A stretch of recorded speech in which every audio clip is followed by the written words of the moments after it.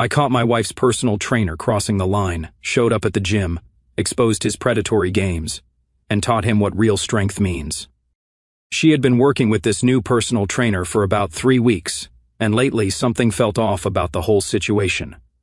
"How was your session?" I asked as she walked through the door, gym bag slung over her shoulder. She paused for a moment, longer than usual. "Fine, just intense training, you know." But her body language told a different story.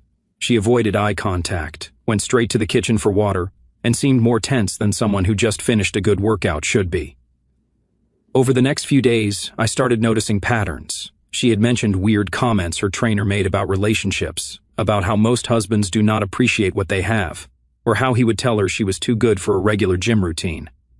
When I asked about these comments, she would brush them off quickly. "He is just trying to motivate me," she would say, but her tone suggested she was not buying it either. The breaking point came on a Thursday evening. She walked in looking genuinely disturbed. "Everything okay?" I asked, setting down my laptop. She sat on the couch next to me, fidgeting with her water bottle. "I think my trainer might be, I do not know, crossing some lines." Now she had my full attention. "What kind of lines?" Today he kept adjusting my form by putting his hands on my waist, my shoulders, my back, way more than necessary. And he made this comment about how I must not be getting enough attention at home because I seemed tense. I felt my jaw tighten. He said, "What? It gets worse." When I told him I am perfectly happy at home, he laughed and said something about how all married women say that until they meet a real man who knows how to treat them properly. The audacity of this guy was already getting under my skin, but I kept my voice calm. "How did you respond?" I told him I needed to cut the session short and left, but now I am wondering if I should find a new trainer. The problem is I really like this gym, and switching would be complicated. I looked at my wife, this amazing woman who had been dealing with some predator disguised as a fitness professional, and made a decision right there. "You are not switching gyms," I said firmly, "but I think it is time I met this trainer of yours." She looked surprised. "You want to come to the gym? I want to see exactly what kind of professional we are dealing with here." "Tomorrow is Friday. What time is your session?" 6 in the evening, but you do not have to. "I will be there at 5:30. I want to observe this guy in action before your session starts." The next day, I arrived at the gym early and got a guest pass. The place was busy with the after-work crowd, and it did not take long to spot the trainer my wife had described. Tall, overly muscular, with that typical gym bro swagger that screamed insecurity masked as confidence. I watched him work with a female client for about 10 minutes, and what I saw made my blood boil. His hands were constantly on her, adjusting her posture with lingering touches that went way beyond professional instruction. The woman looked uncomfortable, but seemed too polite to say anything. When that session ended, I saw him approach another woman who was working out alone. Within minutes, he was offering unsolicited advice and finding excuses to touch her arm, her shoulder, her lower back. This was not training. This was a predator using his position to prey on women. Then my wife walked in. I watched from across the gym as this guy's whole demeanor changed when he saw her. His smile became more predatory, his posture more aggressive. He immediately walked over to her, and I could see him standing closer than necessary, leaning in when he talked. That is when I knew this situation was about to change dramatically. This was not just some overzealous trainer anymore. This was a guy who thought he could disrespect my wife, make her uncomfortable, and somehow get away with it. I finished my quick workout and approached them as they were setting up for her session. "Hey honey," I said, walking up with a smile that did not quite reach my eyes. My wife looked relieved to see me. "Oh, this is my husband I told you about." The trainer turned to face me, and I immediately saw the sizing up look in his eyes. He was evaluating me like competition, which told me everything I needed to know about his intentions with my wife. "Nice to meet you," he said, extending his hand with a grip that was unnecessarily firm. "Your wife has been making great progress. She has got incredible potential." The way he said potential made my skin crawl, but I kept my expression neutral. "I can see that," I replied, matching his grip strength easily. "She mentioned you have been very hands-on with her training." His smile faltered slightly, but he recovered quickly. "That is how you get results. Most people need that personal touch to really push their limits." "I am sure they do," I said, my tone perfectly pleasant while my eyes stayed locked on his. "I look forward to seeing your methods in action." For the first time since I had been watching him, the trainer looked uncertain. Good. He was starting to realize that this situation just became a lot more complicated for him. I positioned myself at a nearby bench where I could watch the entire training session without being obvious about it. What I witnessed over the next hour confirmed every suspicion I developed about this guy. The trainer, who introduced himself as Chad, started my wife's workout with squats. Normal enough, except his version of form correction involved placing both hands on her hips from behind and staying there far longer than any legitimate adjustment required. "Feel that positioning," he said, his voice carrying across the gym. "You need to really sink into it. Let me guide you through the motion." My wife's discomfort was obvious to me, but Chad either did not notice or did not care. His hands moved from her hips to her lower back, then to her shoulders, maintaining constant contact throughout the entire set. During her rest period, I overheard him making conversation. "You know, most married women lose motivation after a few years," Chad said, leaning against the squat rack. "They get comfortable, stop taking care of themselves.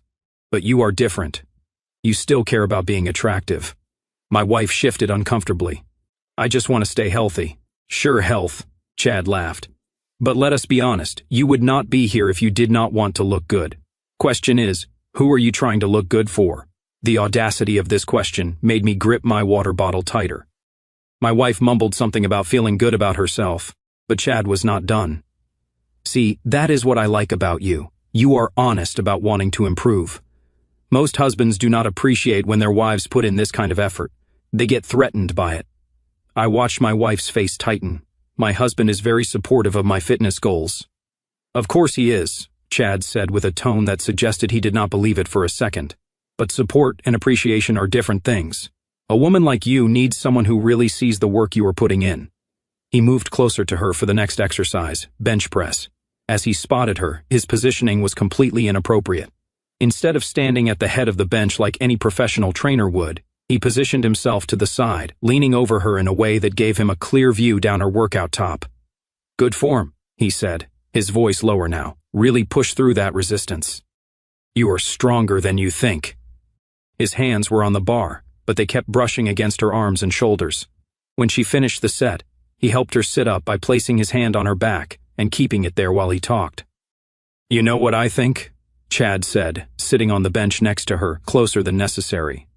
"I think you are holding back in your workouts. I mean, you are capable of so much more, but something is keeping you restrained." My wife looked confused. "I am giving it my best effort. Are you, though? Or are you playing it safe because that is what you are used to doing?" His voice had taken on this pseudo-psychological tone that made me want to walk over there immediately. Sometimes we need someone to push us past our comfort zones, someone who is not afraid to demand excellence. The implications in his words were crystal clear. This was not about fitness anymore, and we all knew it. During the next exercise, leg curls, Chad's behavior escalated further. He positioned himself where he could watch her form from behind, making comments about her flexibility and how she should really feel the stretch. "Breathe through it," he coached, placing his hand on her lower back again. "Do not fight the sensation. Sometimes the best results come from surrendering control to someone who knows what they are doing." I had heard enough. I finished my own workout and walked over as they were wrapping up. "How did it go?" I asked my wife, but kept my eyes on Chad. "Great session," Chad answered for her. "She's got natural athletic ability, really responds well to firm guidance." The double meaning was not lost on anyone. My wife looked embarrassed. Chad looked smug, and I looked like I was deciding whether to address this right now or handle it differently. "Firm guidance," I repeated slowly. "That is interesting terminology for a fitness trainer." Chad's smile widened. "Results speak for themselves. Your wife has been making incredible progress under my methods." "I bet she has," I said. "And what exactly do your methods involve?" "Personalized attention, hands-on correction, breaking through mental barriers that hold people back." Each phrase was delivered with increasing arrogance. Most people are too comfortable with mediocrity. They need someone willing to push them harder than they would push themselves. My wife started gathering her things, clearly wanting to end this conversation, but I was not done yet. "And you consider yourself qualified to determine what people need?" I asked. 3 years of experience, dozens of satisfied clients," Chad replied. "Especially the women. They appreciate having someone who is not afraid to challenge them." The way he emphasized women made it clear this conversation had nothing to do with fitness anymore. This guy was openly telling me he specialized in pushing boundaries with female clients, and he thought I was too passive to do anything about it. "Challenging," I said thoughtfully. "That is one way to describe it." Chad stepped closer, using his height advantage to try to intimidate me. "Look, your wife came to me because she wanted results. If you are not comfortable with professional training methods, Maybe she should find a trainer who is less effective. The threat was barely veiled. It was essentially telling me that if I had a problem with his behavior, my wife would have to give up her fitness goals. It was manipulation disguised as professional advice. I smiled at him, the kind of smile that should have warned him he was making a serious mistake. You know what, Chad? I think my wife is getting exactly the kind of training she needs. I will be coming to more of these sessions to see your methods in action. For the first time, his confidence cracked slightly. That is not usually necessary. Most husbands trust me to handle their wives' training professionally. I am not most husbands, I said simply. And this is not about trust. It is about making sure everyone understands exactly what professional boundaries look like. Chad's jaw tightened, but he forced another smile. Of course, you are welcome anytime. As we walked to the car, my wife was quiet until we got inside. That was awkward, she said finally. That guy is testing boundaries, I replied. And he just found out where mine are. Over the next week, I made it a point to show up at the gym during my wife's training sessions. Each time, Chad's behavior became more brazen, as if my presence was some kind of challenge he needed to overcome, rather than a boundary he should respect. Tuesday evening, I arrived early and struck up a conversation with the gym manager, a woman in her 40s who seemed genuinely professional. How long has Chad been working here? I asked casually while doing some stretches. About 8 months, she replied. He came with good references from his previous gym. Has he been popular with clients? She paused, and I could see there was more to the story. He is effective with certain clients, though we have had to have a few conversations about maintaining professional boundaries. That phrase told me everything. This was not the first time Chad's behavior had been an issue. What kind of conversations? I pressed gently. The manager looked around, then lowered her voice. Between you and me, we have had 3 complaints in the past 6 months. All from female clients who felt he was too touchy during sessions. Nothing actionable legally speaking, but enough to make us keep an eye on things. 3 complaints and he is still working here? He is very careful about how he operates. Never crosses the line enough to warrant termination, and he always has explanations for his training methods. Plus, he brings in revenue. I filed that information away. Chad was a repeat offender who had learned how to stay just shy of getting fired. That explained his confidence and his willingness to push boundaries. When my wife's session started, I watched Chad put on his usual performance. But today, he seemed determined to provoke a reaction from me. During deadlifts, he positioned himself directly behind her, his chest nearly touching her back as he guided her form. His hands were on her hips, her waist, her shoulders, all under the guise of professional instruction. Feel how your body wants to move, he said, his voice loud enough for me to hear from across the gym. Do not fight your natural instincts. Trust me to guide you where you need to go. My wife completed the set and stepped away quickly, but Chad followed her movement, maintaining that inappropriate closeness. You are tensing up, he observed. Something at home stressing you out? I am fine, my wife replied, but I could see her discomfort growing. Are you, though? Chad pressed. Because I can feel the tension in your muscles. Usually means there is conflict in other areas of life. Maybe some communication issues with your husband. The audacity floored me. This guy was now trying to create marital problems while pretending to be a concerned fitness professional. My marriage is perfectly fine, my wife said firmly. Chad chuckled. That is what everyone says. But the body does not lie. I work with a lot of married women, and they all carry stress differently. The ones in healthy relationships are more relaxed, more confident, they move with freedom. He was essentially telling my wife that her marriage was the problem, while positioning himself as the solution. Classic predator behavior. What are you implying? My wife asked, clearly frustrated now. I'm not implying anything, Chad said with fake innocence. I'm just saying that when women feel truly appreciated, truly valued, it shows in how they carry themselves. You seem like you are holding something back. That is when I stood up and walked over. How is the session going? I asked, my tone friendly but my eyes locked on Chad. Just helping your wife work through some tension, Chad replied, that same smug smile plastered on his face. She has been carrying a lot of stress lately. Has she? I said, looking at my wife with genuine concern. Anything I should know about? My wife shook her head quickly. It is nothing, just normal workout tension. But Chad was not done stirring the pot. Sometimes tension comes from feeling unappreciated. Women need to feel valued, truly seen for who they are. When that is missing at home, it manifests physically. The implications were getting more direct. He was now openly suggesting that I was not meeting my wife's needs while positioning himself as someone who could. Interesting theory, I said calmly. And you have developed this insight through your extensive training in psychology? Chad's smile faltered slightly. I have worked with enough women to recognize patterns. Patterns? I repeated. Like what, exactly? Like how married women respond to male attention when they are not getting enough at home. They light up when someone really pays attention to them, really focuses on their needs.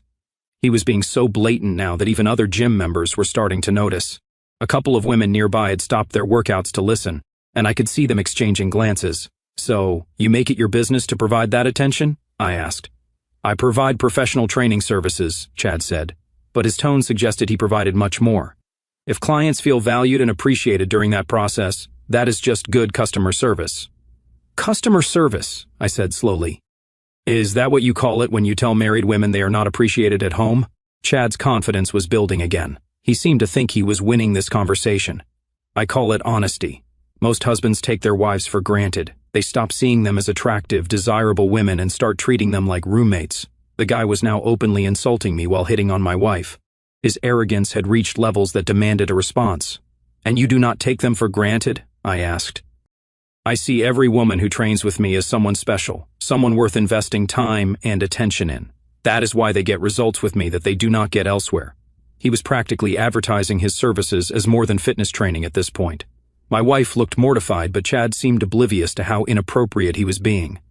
Fascinating approach, I said.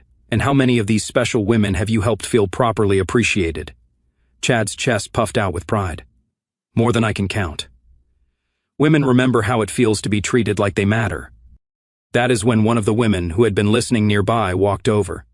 She was probably in her late 30s, fit and clearly agitated. Excuse me, she said to Chad. Are you talking about treating women like they matter? Chad turned toward her with that same predatory smile. Always happy to help, because I remember how you treated me like I mattered, she interrupted. Right up until I told you I was not interested in your after-hours training sessions. Then suddenly my form was terrible, and my attitude was the problem. Chad's face went pale.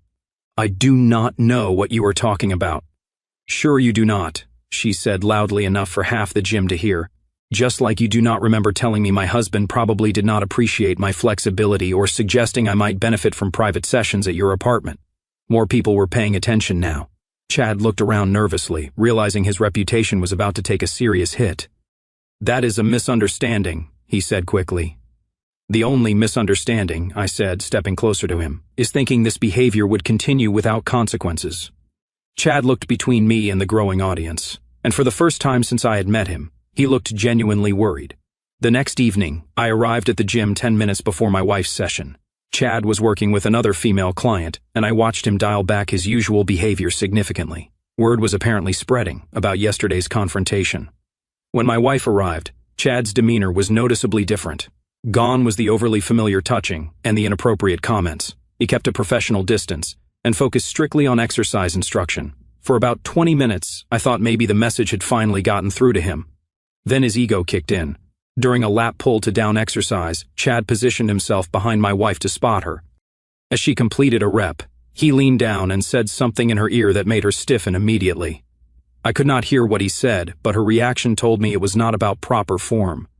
She turned to look at him with obvious disgust, but Chad just smiled and stepped back. That is when he noticed me watching and decided to escalate things deliberately. Your husband has been keeping a close eye on our sessions, Chad said loudly enough for me to hear. Must be nice having someone so protective. The way he said protective made it sound like insecure. My wife looked uncomfortable with the attention this was drawing from other gym members. He is just being supportive, she replied quietly. Sure, Chad said, his voice carrying that familiar condescending tone. Though I have got to wonder if all that supervision comes from trust or from knowing he cannot compete. I stood up from my bench and walked over. Compete with what exactly? Chad turned to face me with renewed confidence. Being called out yesterday had not humbled him. It had just made him more determined to prove his dominance. Just making conversation about different training philosophies, he said with fake innocence. Training philosophies? I repeated. And what philosophy involves telling clients their spouses cannot compete? The philosophy that believes in pushing people beyond their comfort zones? Chad replied, stepping closer to me. Some people are naturally more aggressive, more willing to take what they want. Others are more passive. He was now openly calling me passive while positioning himself as the aggressive alpha. The insult was clear to everyone within earshot. "Interesting theory," I said calmly. "Care to elaborate on what you think you want to take?" Chad's smile widened. He thought he was winning this psychological game. "I think some men know how to appreciate what they have, and others just assume it will always be there." My wife looked mortified. "Can we please just finish the workout?" But Chad was not done proving his point. "You know what I have learned, working with women. They respond to confidence. Real confidence, not the kind that needs backup or supervision." He was directly challenging my presence at the gym while insulting my masculinity in front of my wife. The guy had apparently learned nothing from yesterday's humiliation. "Real confidence," I said thoughtfully. "And you consider yourself a good example of that?" "I consider myself someone who is not afraid to go after what he wants," Chad replied, his chest puffing out. "Some guys talk, some guys actually perform." The sexual innuendo was blatant now. He was essentially telling my wife that he could satisfy her better than I could, all while standing 3 feet away from me. "Perform," I repeated slowly.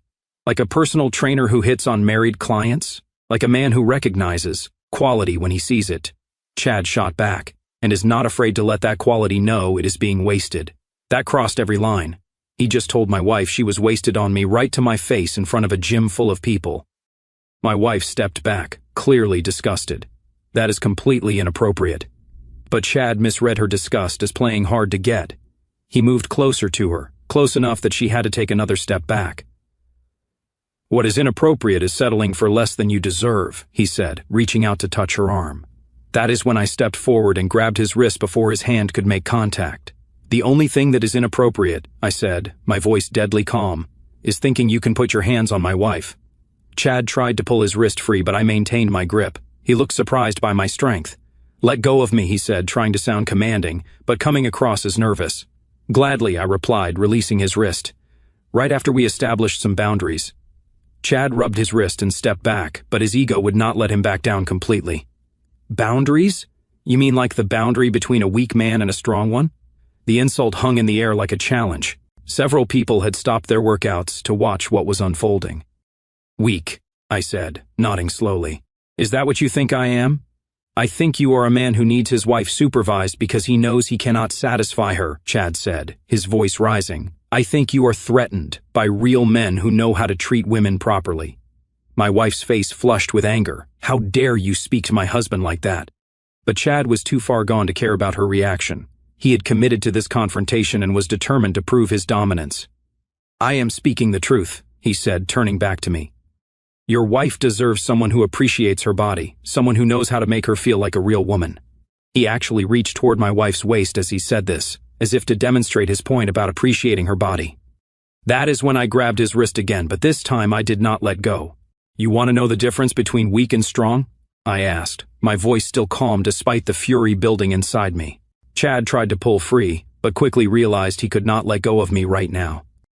"The difference," I continued, "is that weak men need to touch women without permission to feel powerful.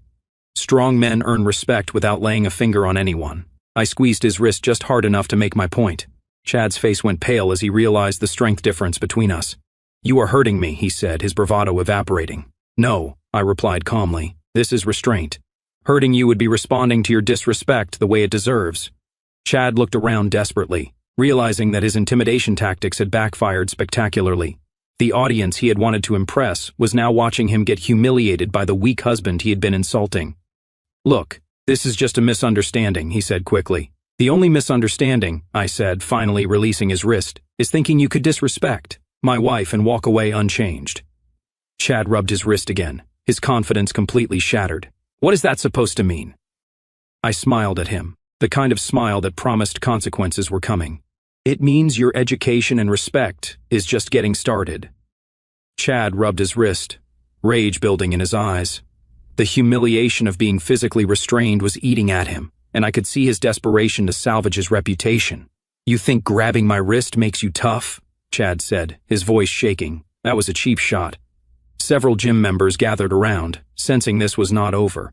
My wife moved closer to me, wanting to leave, but Chad was not done. "How about we settle this properly?" Chad challenged. "See who is actually man enough to back up their talk." He was challenging me to a fight. His ego could not handle being shown up. Settle what exactly? I asked. Whether you can handle real competition or if you are just another weak husband who talks big, Chad said, rolling his shoulders. My wife tugged my arm. Let us just go. He is not worth it. Chad smirked. Listen to your wife. She knows you cannot handle this. You are right, I said. I should listen to my wife, especially when she is trying to protect you from something you are not prepared for. Chad laughed. Protect me from what? From learning the difference between gym muscles and real strength? Chad's face darkened. You think I am all show? Let us do this properly, arm wrestling right here, right now. The crowd murmured with anticipation. Someone dragged over a bench. When you lose, I said, you apologize to every woman you have harassed and explain your methods to the manager. Deal, Chad said confidently. We locked hands. Chad immediately put everything into it, his face straining for 30 seconds. Our hands stayed vertical as I let him exhaust his power.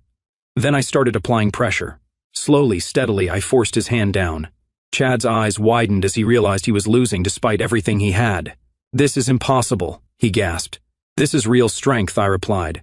The kind that does not need to prove itself by disrespecting women. I slammed his hand down. Chad stared in disbelief, but his ego would not accept defeat. In his frustration, Chad swung a wild punch at my face. I caught his fist in my palm. Chad's eyes went wide. Now you have committed assault, I said calmly, in front of witnesses with cameras recording. I applied pressure to his trapped fist until he dropped to one knee. Please, Chad gasped. I am sorry. Tell that to my wife and every woman you have harassed. Chad looked up with tears in his eyes. I am sorry. I disrespected you and your marriage. I was wrong. The gym manager stepped forward. Have you been harassing clients? Chad nodded miserably. Yes, I will resign immediately. Sirens approached as someone had called 911. Paramedics arrived and examined Chad's hand. No serious damage, but enough pain to remember this lesson. As they loaded him onto a stretcher, Chad looked back at me. I understand now, he said quietly. I understand the difference. My wife and I walked to our car in silence. I cannot believe that happened, she said. Some people only learn through consequences, I replied. Chad just got the education he needed. The police finished taking statements and the video evidence made everything clear. Chad had thrown the first punch and I had acted in self-defense. Multiple witnesses confirmed his pattern of harassment toward female clients. 2 days later, the gym manager called me personally. I wanted to thank you, she said. After what happened, 3 more women came forward with complaints about Chad. We should have acted sooner. What is being done about it, I asked. He has been terminated permanently. We are also implementing new policies for personal trainer conduct and mandatory training about professional boundaries. Plus, we are reviewing all past complaints more seriously. The manager paused. We would also like to offer you and your wife complimentary memberships for the next year as an apology for what you both endured. Word spread quickly through the gym community. Women who had been uncomfortable with Chad's behavior finally felt safe to speak up. It turned out his pattern went back years across multiple gyms. My wife found a new trainer within the week, a professional woman who focused on results without drama. During her first session, I watched from across the gym as she worked with genuine enthusiasm, free from the stress Chad had created. How is the new trainer? I asked afterward. Amazing, my wife said, her smile genuine for the first time in weeks. Actual professional instruction, no inappropriate comments, no unnecessary touching, just good training. That evening, she brought up what had happened. I still cannot believe you handled that situation the way you did, she said. Most men would have either ignored it or lost their temper immediately. I was not going to let someone disrespect you, I replied. But losing my temper would have made me the problem instead of the solution. The way you stayed calm until he crossed the final line, that was impressive. Calm does not mean passive, I said. Sometimes protecting what matters requires patience until the right moment. A week later, we heard through the gym grapevine that Chad had been arrested. Apparently, one of the women who came forward had evidence of him making unwanted advances outside the gym. His pattern of behavior finally caught up with him legally. The gym's new policies were working well. Trainers now worked in more visible areas. Mandatory reporting procedures were established, and clients felt comfortable raising concerns without fear of retaliation. My wife's confidence returned quickly. Without Chad's psychological manipulation, she threw herself into her fitness goals with renewed energy. Her new trainer helped her achieve better results in 1 month than Chad had delivered in 3. I realized something my wife told me after a particularly good workout. Chad was not trying to make me stronger. He was trying to make me dependent on his validation. Classic manipulation tactic, I agreed. Make someone question their worth, then position yourself as the solution. But you never made me feel like I needed protecting. You just protected me when it mattered. That was the difference. I had not tried to control the situation or my wife's choices. I had simply made it clear that disrespect would not be tolerated, then followed through when necessary. 3 months later, we ran into Chad at a grocery store. He was working the checkout line, his gym career apparently over. When he saw us, his face went pale. "Sir," he said quietly as he scanned our items. "Ma'am, I hope you are both doing well." His demeanor was completely different. Gone was the arrogant predator who thought muscles made him untouchable. In his place was someone who had learned that real strength comes from character, not physical intimidation. "We are doing very well," I replied evenly. Chad nodded, avoiding eye contact. "I am glad, and I am still sorry about everything. I learned a lot from what happened." As we walked to our car, my wife reflected on the encounter. "He seemed like a completely different person," she observed. "Sometimes consequences are the best teacher," I said. Chad learned that being strong and being a bully are opposite things. "And what did you learn?" she asked with a smile. "That protecting what matters does not require violence or drama." The gym became our regular routine again, but now it was what it should have been from the beginning. A place to work on fitness goals without drama or harassment. My wife achieved every goal she had set, working with trainers who respected her as a person rather than seeing her as a target. Chad's replacement was a professional in his 50s who treated every client with genuine respect. The difference was night and day. 6 months later, the gym asked me to speak to their staff about recognizing and addressing inappropriate behavior. I agreed, not because I enjoyed the attention, but because other women deserve to work out without harassment. The key, I told the staff, is understanding that real strength protects others. Fake strength preys on them. When you see the difference, you know exactly which kind of person you are dealing with. That lesson served us well beyond the gym. My wife knew she was with someone who would stand up for what mattered, and I knew she was someone worth standing up for. Chad learned that muscle without character is just decoration, and every woman at that gym learned what real protection looks like when someone who cares about them decides enough is enough. Our story has come to an end. If you have made it this far, how about subscribing to our channel? It helps us immensely. I have selected 2 other videos for you that I am sure you will enjoy. Feel free to click on them. I will be waiting for you in the next story. See you soon.